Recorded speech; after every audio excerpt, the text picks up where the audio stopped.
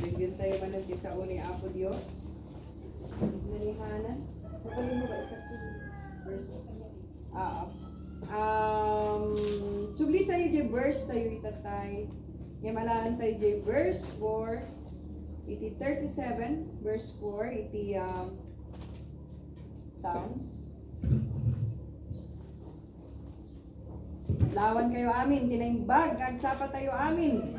Redayo ti Apo. Morning. So, okay. So, naitati text tayo. Alaan tayo at kung isuti pangadawan tayo ti mensahe ti Apo. Itira ito'y bigat. Dito'y maikapat nga division di Sunday school tayo. Tapno tuntuno Sunday basit ko tinitapit tayo. Kamalpas tayo na ito'y. Iso nga itira ito yung agsapa, ituloy ko na diyay may nga division tayo itatay at adalan tayo. Okay? Nung nakita yung itatay na diyay warning ni Apo Diyos ni Abba Father ka na tayo, ika na tayo ti warning against wrong cravings. Itinay ito yung world, tapnuhan nga mayaw-awan, di napintas nga desire. Iti puso tayo kani Apo Diyos. Hallelujah! So, kapunta na lagi dyan, kadwa tayo nga makaawat ti Ilocano, pasaray tayo nga itagalog. Maridayaw iti Apo. Amen. Tata, maban tayo iti may kapat nga tayo trataren.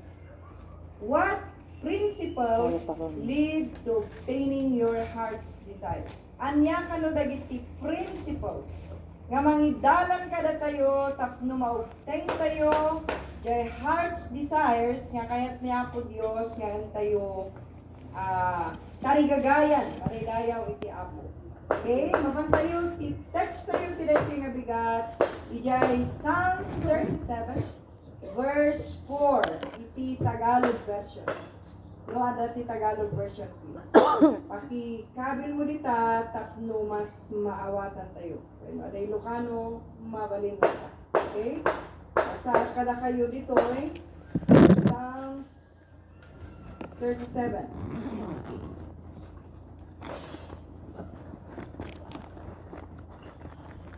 Get na basa dito ba? Awan. 37 verse 4.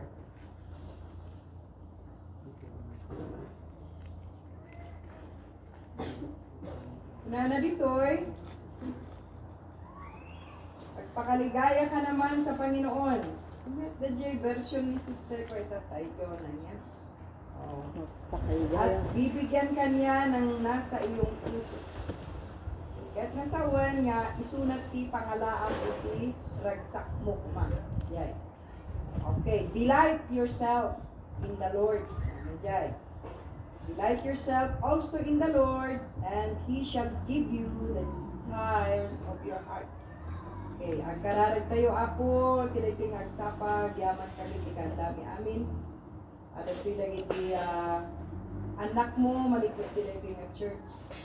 Nga undangan undangan ni amin ti mensahim, ulutam na ron Apo Dios, iti bibig ko Apo, tapno jay ko mensahe, isut kang runaan na makita dahil tinay pinatigas. Kaya't saan nga jay kinasya sinop Apo, ngam jay kinasya sinop ti saom, kensi ka.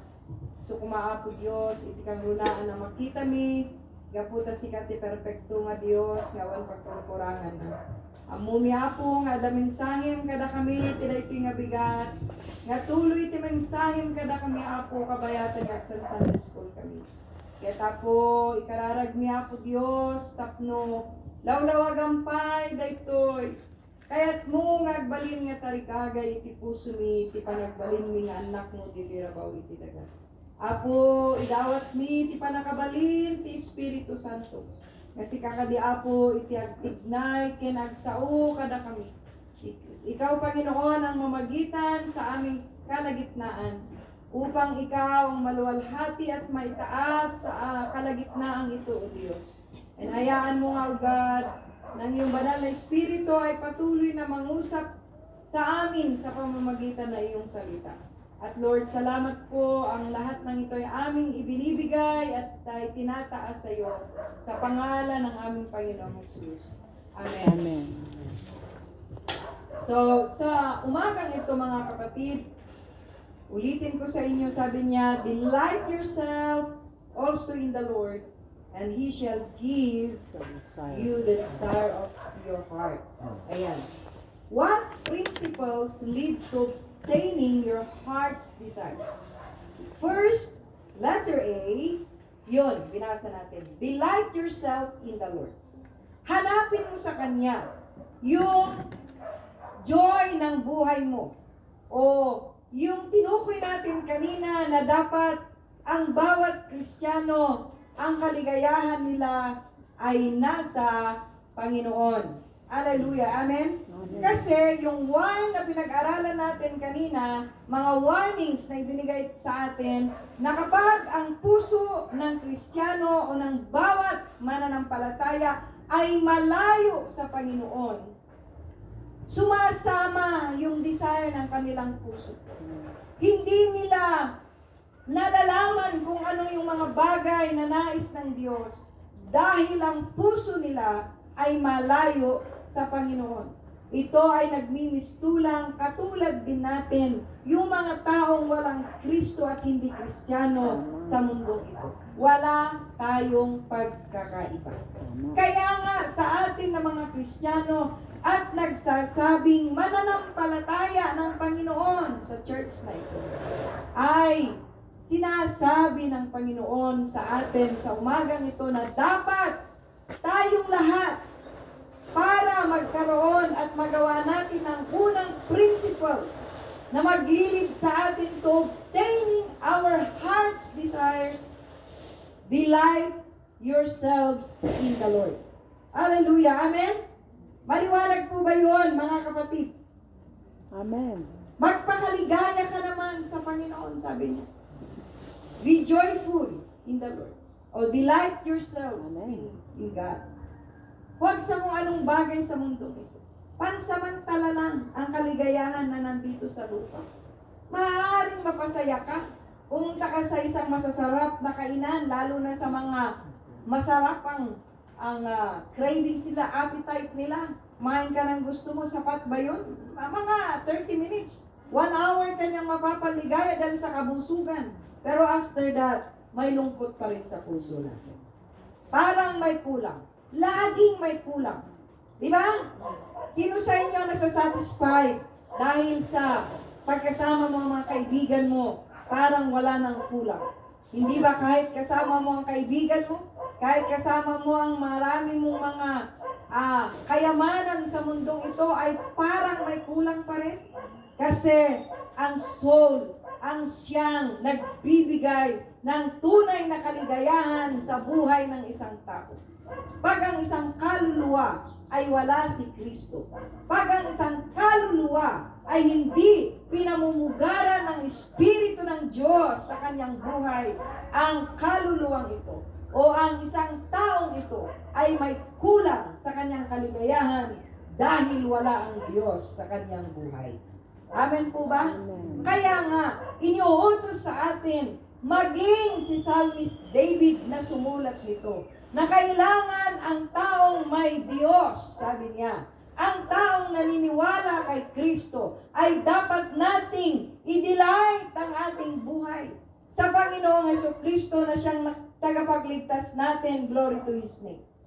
Ang kaligayahan natin ay hanapin sa espiritual na bagay sa mundong ito, hindi sa mga bagay na makamundo. Sa mga kabataan, maaaring hindi nyo pa naiintindihan ang ibig kong sabihin. Dahil nandito pa kayo doon ba sa parang ang daling mahanap ang kaligayahan kapag mayroong naibibigay ang gusto. Pero sa mga adulthood na, sa mga kagaya kong parents na parang pasan lahat ng mundo, alam mo ba ninyo na kapag ganito ang inyong kalagayan at nagtutuloy ang mga ganitong nararamdaman natin, dapat agbabalaw tayo. tapno kitaan tayo nga ti desire, iti puso tayo kat dapat nakaingangkla. When no naka-align ijay, kayat ni Apo Diyos iti biyag tayo, madadayaw iti Apo. At ito po ay masasarakan lamang natin. Hallelujah! Dahil sa joy na ibinibigay ng pagkakaligtas ng Diyos sa buhay natin. Kaya salvation in Christ is very important through faith. Kasi if you are saved by faith through Jesus Christ, you have joy in your life, in the Holy Spirit is here na. Madadayaw iti Apo. That's the key. Hindi mo matidelight ang buhay mo sa Lord. Never. Kung wala si Kristo sa buhay mo. So the key is, our Lord Jesus Christ can give you the desire of your heart. Madadayaw iti Diyos. Amen. Isulang ti makaited, mangpuno. Tapno man anay iti desire, iti puso tayo, madadayaw ti Apo. So Christians, hindi tayo unbelievers, but we are all believers. Amen po ba? So Christians should rejoice in God and desire to walk in the obedience. And the Lord must have first place in your life before you can claim the promise in this verse. Kunana, dahil tinagisurat iti may sanga, may papan iti. So, brethren in Christ, we must delight ourselves in the Lord. Maligayaw iti Apo. Amen? Kaya sa atin na mga bata pa, mga nasa kabataang edad, sursuruan tayo, nga ited, itibiyag tayo kini Apo Diyos. Maligayaw ti Apo. Amen. Lugwagring tayo, sursuruan yung ti agkararag. Kunayo Apo, nakagadal, babalan ka dit pa nakabalin ti imam, idalan mo iti pusok. Tapno, iti amin na panagsaok kin panagpanpanunod ko. Jay desire iti pusok kin iti panunod ko, si kalaan ka di Apo tinakaisunturoan iti Apo. Taridayaw iti Diyos. Amen. Kuna tayo di, Sunday nga nag-preach tayo. Kuna na ti mensahe iti Apo, Jesus is the center of our life. Dapat ni Kristo ti sentro, iti biyag tayo. Amen. Nga Kristiyano. Kita, no ni Kristo, ti sentro, ti panpanunod tayo, jay desire, iti biyag tayo. Kat madelight, iti steps tayo ti Apo. No! Hallelujah! Ma-obtain na jay desires tayo. Ti heart tayo ay iti nga kakabsat, no nakasentro kini Jesus, iti biyag tayo, amin. At tayo nga, ikatanda jay. Kasi once nga, nailihis tayo doon kahit panandalian lang, mawewendang ang buhay Kristiyano natin. Amen? Amen. Kaya nga, lagi tayo nagtataka, bakit kaya ganito? Parang lagi pa rin may kulang sa aking buhay. So check your heart. Check natin yung full dedication natin sa Lord. Amen po ba? Amen. So, sursuruan tayo, nga agragsak, babaan, taada ni Kristo itibiyag tayo saan nga agragsak, kaputada ti lubong itibiyag tayo. Panandalian lahat yan. Di ganyan ma. Di ko sinabing, praise the Lord, tayo ti agbal malam. Kaya dajay lang, ti panpanon, may baga nga kasjay. No? Hindi ko naman sinabing magpaka-lonely tayo. Ay dahil tayo ay mga anak na ng Diyos. Sabi, gusto ba ng Diyos na hindi tayo masaya? Ginrate tayo ni Lord para maging masaya. Amen. Pero ang kasayahan ay dapat nanggagaling sa Diyos. Yeah. Hindi ng mga bagay na nasa mundong ito. Amen po ba? Amen. Ay katada iluto, iluto ka tanong, maragsakan ka kamangan. Hindi naman ibinabawal ng Diyos yun. At di rin ibinabawal ng Diyos na mamasyal ka kung mayroon kang pamasyal. At tinuutos niya yun na dapat mamahinga ka rin at bigyan mo ng kasiyahan ng iyong sarili. Pero dapat, ang kasiyahan ay nanggagaling sa Diyos. Amen. Dapat alam natin na i-evaluate yung sarili natin. Kung ito ba ay kalugod-lugod sa Diyos, ito ba ay nakaayon sa Panginoon, lahat ba ng ito? Hindi yung bara-bara.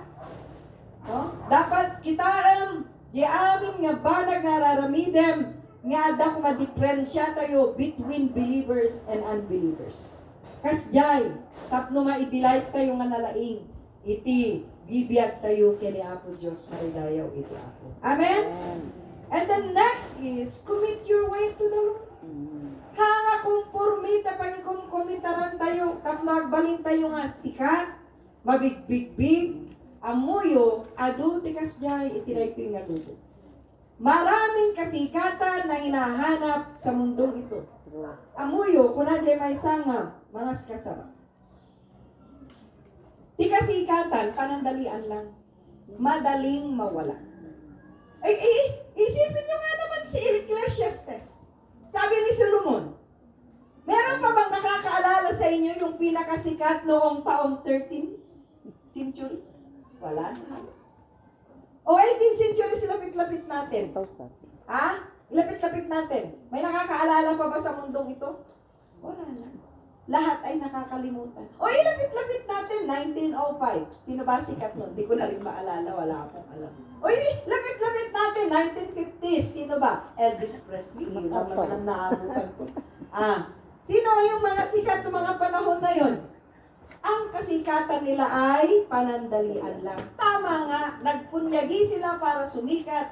Pero ang kasikatan, ang lahat ng bagay na kasikatan hinahanap nila, naaalala ka lang panandalian, parang isang usok lang na lumilipas sa mundo ito. So aanin mo ang kasikatan.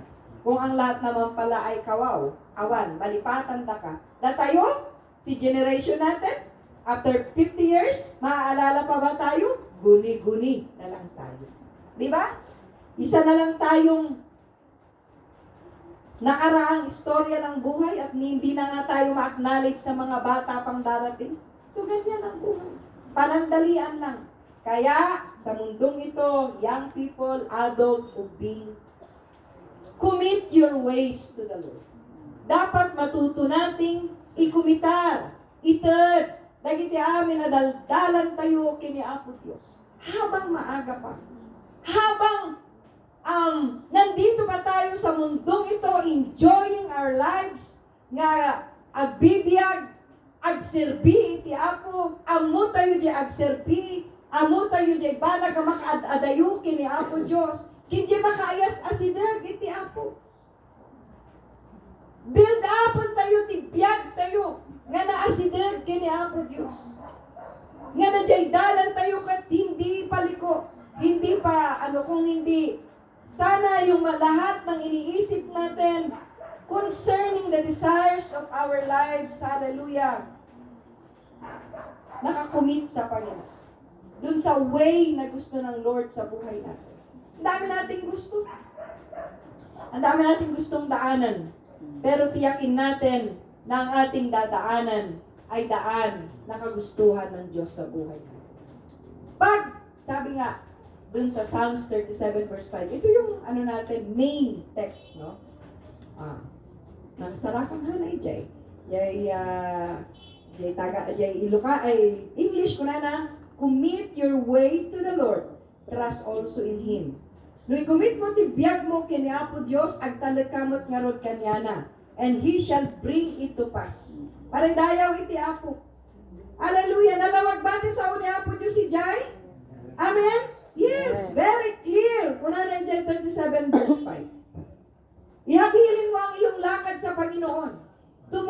Tumiwala ka rin naman sa Kanya at Kanya kang papangyarihin. Gaganapin niya. Gagawin niya.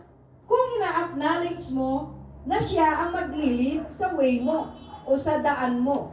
Pero kung hindi mo siya iniisip na maglilid dun sa daan mo, an-anuang man anak ko, agbalegi ka man agbalegi, nga madakurang itinayta panagbalegin. Gaputa saan mo nga inala ni Apo Diyos, nga isu iti pangikumitaram iti dalan mo itinayta nga. Isu nga kada tayo amin, enjoyin tayo ti agbyag. Enjoy life. Pero dapat nakakumit ang ways natin sa Lord. Glory to His name. Amen? Bakit kailangan pa? May sarili naman akong pag-iisip. Bakit kailangan? Lord, Lord, Lord. Sabi ng mga filosofyang Kristiyano, hindi ka na nga taga-mundo. Taga-langit ka na nga. Amen ba? Yeah. Hindi mo na nga pag-iisip ang pag-iisip mo. Pag-iisip na yan ni Lord. Di ba sabi natin, anak ka na ng Diyos. 1 John 1:9. 2 Corinthians 5:17, ikaw ay bago na nilalang. Ang pag-iisip mo noon ay hindi mo na pag-iisip, ngayon pag-iisip na ni Kristo. Ang buhay mo noon ay hindi na yan ang buhay mo, buhay na ng makalangit na buhay. Bakit yung parang gusto mong masunod? Bakit hindi mo i-commit yung dalan mo sa Lord? Hallelujah! Isipin nyo yun.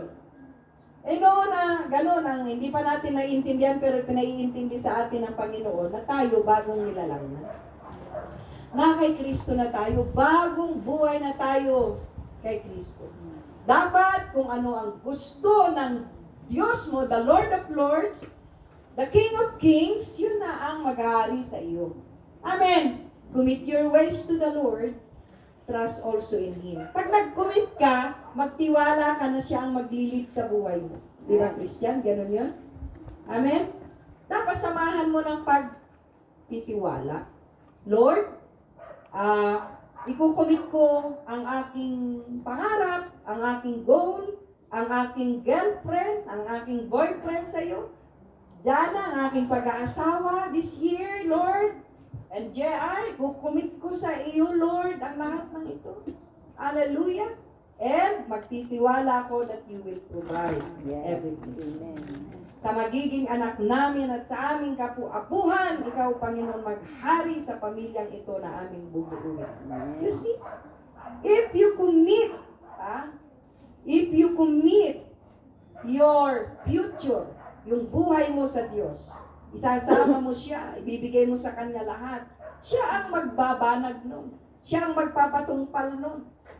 Studies? Lord, ano ba ang gusto kong kurso? Kung ikaw ay kukuha pa lang, ay isang guniin ng Panginoon. Commit mo yung way ng buhay mo sa kurso mo, sa lahat ng bagay. Hindi ko po hawak ang aking buhay. Ang aking future ay sa iyo lamang at ikaw ang nakakaalam ng susunod kong bukas. Hindi ho ba? Amen. Panginoon, ikinukumit ko ang kursong ito sa iyo.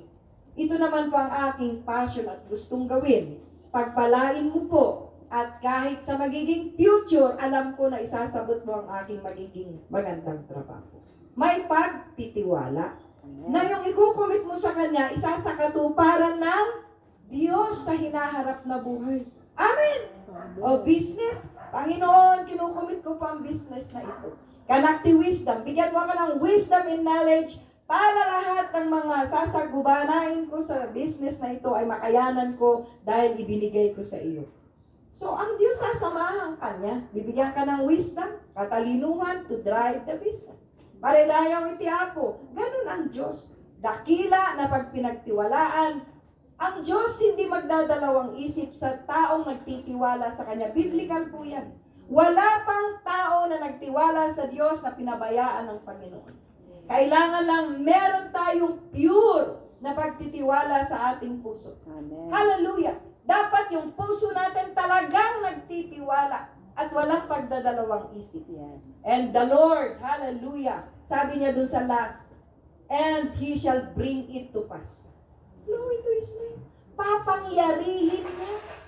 Gagawin niya dahil itiniwala mo sa Kanya, ikinumit mo sa Kanya yung ways mo. Magdadalawahan mo ba ang Diyos? Hindi po. Kasi kailanman ang Diyos hindi natutulog. Amen. Bawat kilos mo, bawat buhay mo, nakaplano na po yan sa kamay ng ating Panginoon. Amen.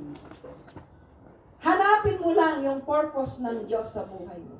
Hanapin mo lang yung magandang iginuhit ng Diyos sa kapalaran ng buhay mo na sa Diyos mo lang mahahanap, mga kapatid. Hindi ng kung sinong sangkupilato sa mundo, but for God. For God alone. Hallelujah. Hallelujah. Marami ka bang troubles sa buhay? Marami ka bang pasanin sa buhay? Commit your ways to the Lord. Trust also in Him, and He shall bring it to us. Mga alalahanin na yan, maliit lamang yan sa Diyos kung ipagkakatiwala natin. Of course, hindi naman sinabi noon na pag kinumit mo, umupo ka na at maghintay na lang. Bibigyan ka ng katalinuhan ng Panginoon to run yung problema mo. Dahil ang Diyos, mahal na mahal niya tayo. Ayaw niya na yung anak niya hindi nakakagawa ng kaparaanan. Bakit gusto ba ng Diyos na ikaw ay nababangkrap? Hindi. Bigyan ka niya ng knowledge. Kaya minsan, sometimes may evaluation din ang buhay natin. Tinitingnan natin, Lord, saan po ba ako na-fail? Di ba? Check my heart. Check mo yung desire ng puso ko. Baka minsan nawewendang na.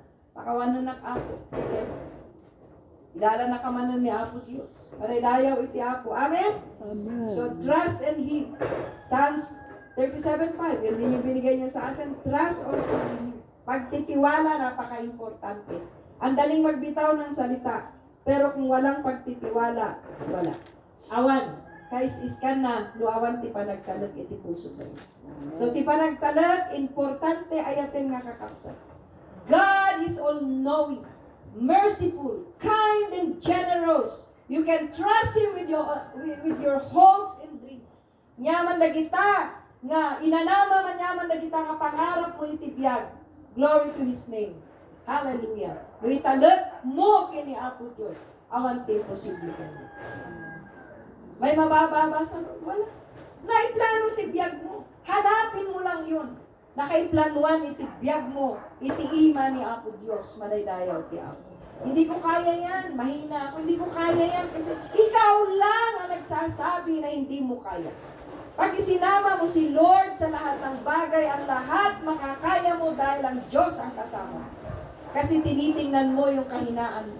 Hindi mo tinitingnan yung pinagtiwalaan mo na siyang gagawa at kikilos sa buhay. Yes.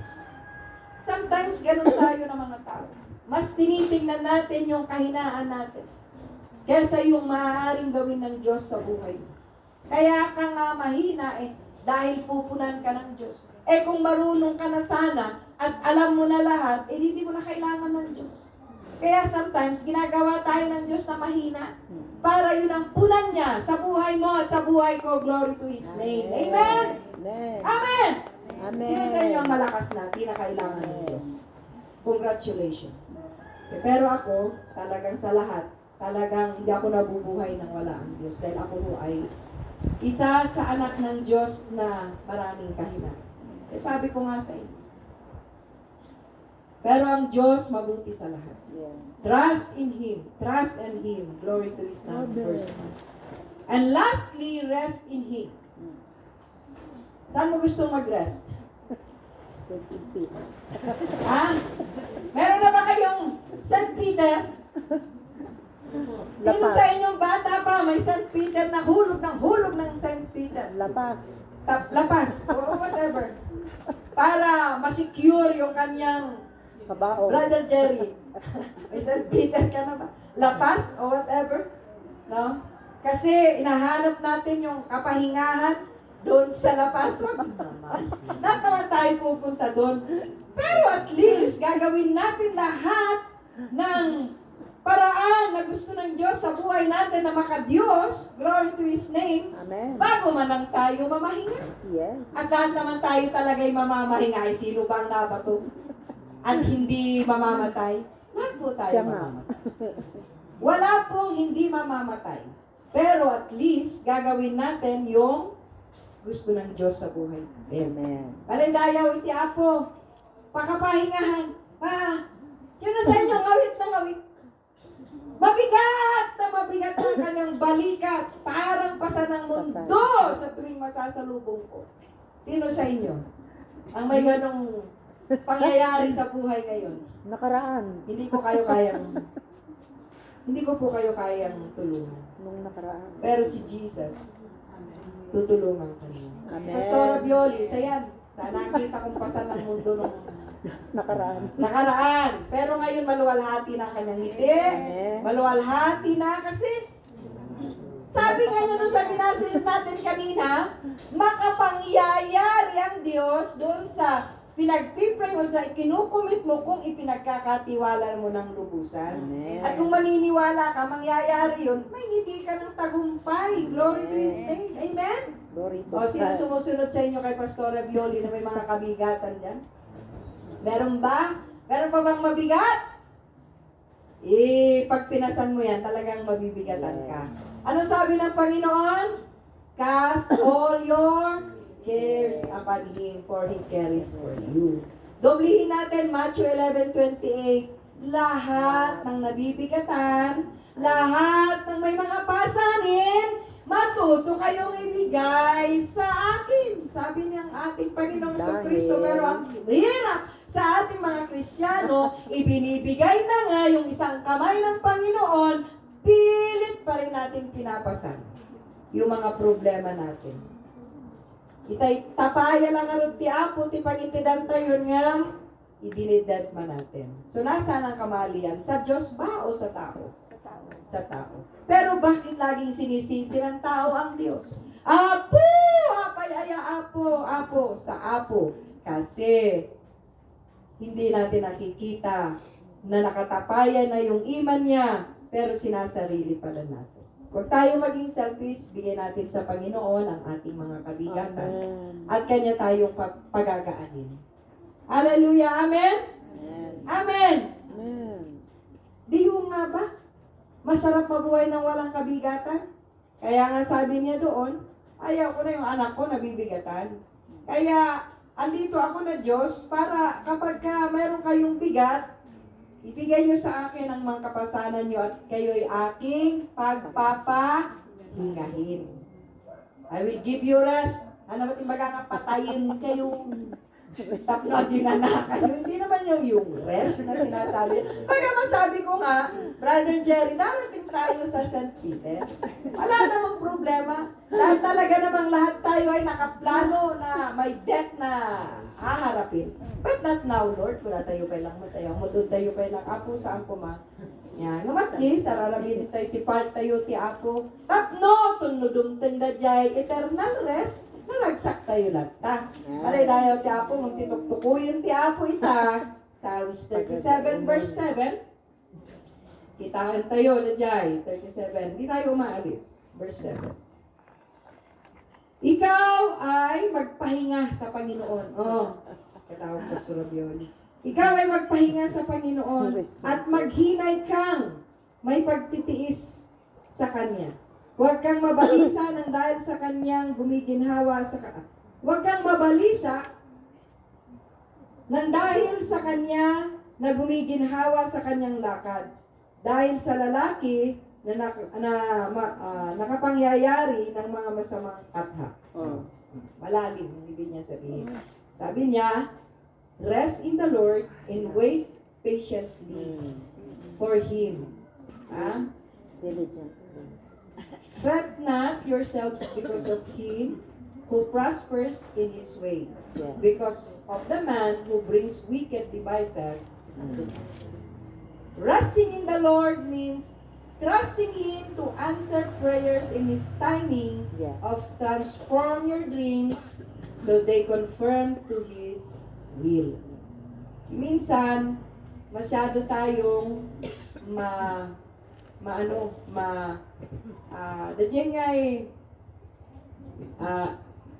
wala tayong patience maghintay ng answer of our prayers that sometimes naglilid sa atin para magdalawang isip tayo at hindi magtiwala sa Diyos.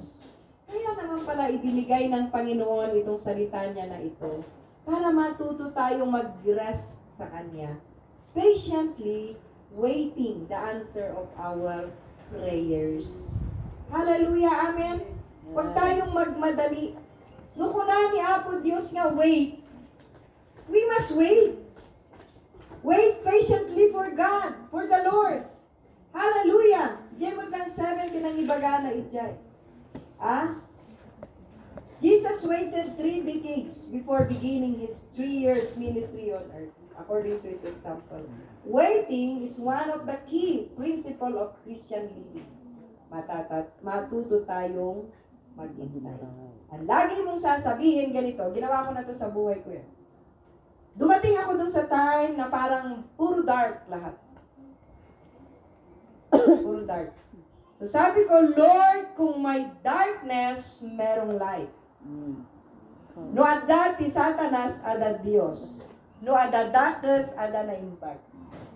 Sabi ko, kung Kristiyano ako, dumarating sa time na ito yung aking buhay. Alam ko na merong light afterwards. So praise God, hindi ako nananatili doon sa dilim, sa bigat na ating nararamdaman.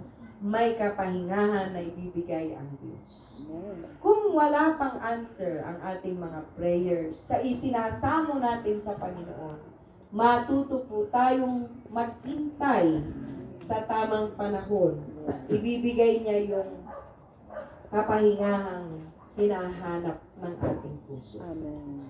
Lahat naman tayo dumaranas sa trials ng buhay.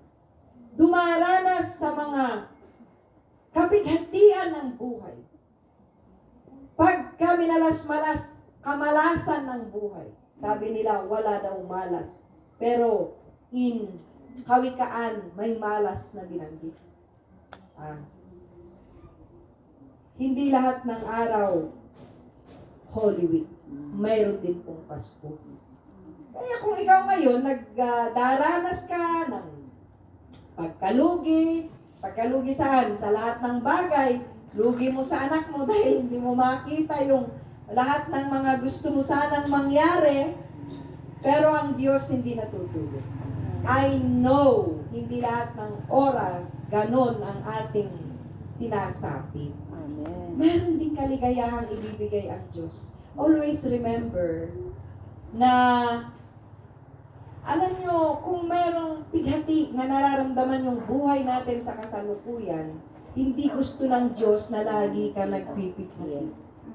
Gusto ng Diyos, makaramdam ka rin ng kaginhawaan, ng joy, ng yung bang maraknang dirag-u, kakayat niya po Diyos na maliknang itiglo.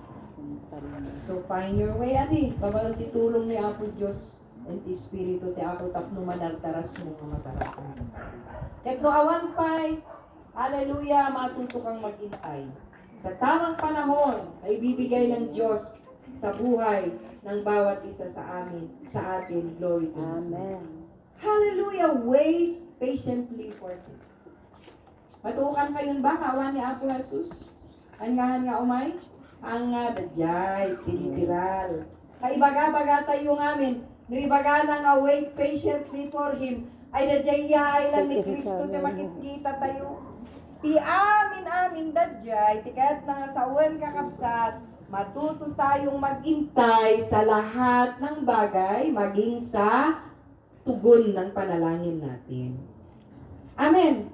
Saka yung, halimbawa, sad ka ngayon, yung gusto mong marikna na tugon ng prayer mo, huwag kang mainit, huwag kang magtalumbuto, marami ka ng nagagawa pag nandun ka sa peak na, tulad kagabi, hindi ako makasakay ng taxi.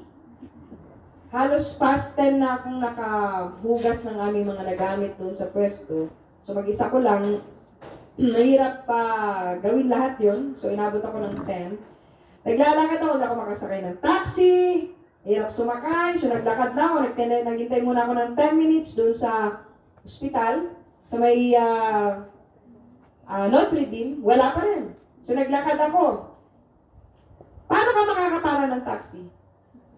Paparating yung taxi, may naghihintay na nagpapara. Lalampasan ko yun para ako'y makapara ng taxi. Pagdating ko na naman paglampas, paano ka makapara ng taxi? Ang dami naglalakad, naghihintay uli ng taxi doon. Nakarating na ako ng Pakdal.